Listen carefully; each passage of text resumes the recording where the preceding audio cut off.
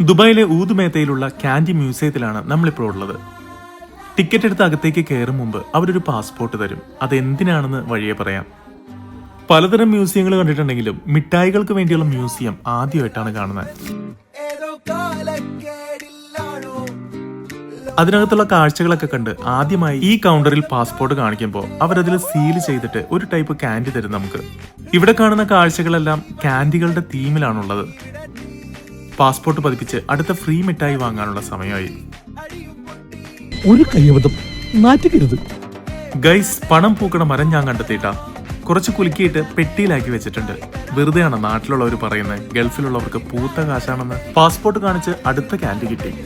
Game കളിച്ച് ജയിച്ചാൽ ദേ special candy കിട്ടും ട്ടാ. അടുത്ത കൗണ്ടറിൽ പാസ്പോർട്ട് കാണിച്ചപ്പോൾ അൺലിമിറ്റഡ് ഐസ്ക്രീം ആണ് ട്ടാ കിട്ടിയത്. കുട്ടികളെ കൊണ്ട് സന്ദർശിക്കാൻ പറ്റിയ നല്ലൊരു സ്ഥലമാണിത്. അങ്ങനെ അവസാനം അവിടെ നിന്ന് കിട്ടിയ ക്യാൻഡിയൊക്കെ കൊണ്ട് പുറത്തേക്ക് വരുന്ന കാഴ്ചയാണിത്.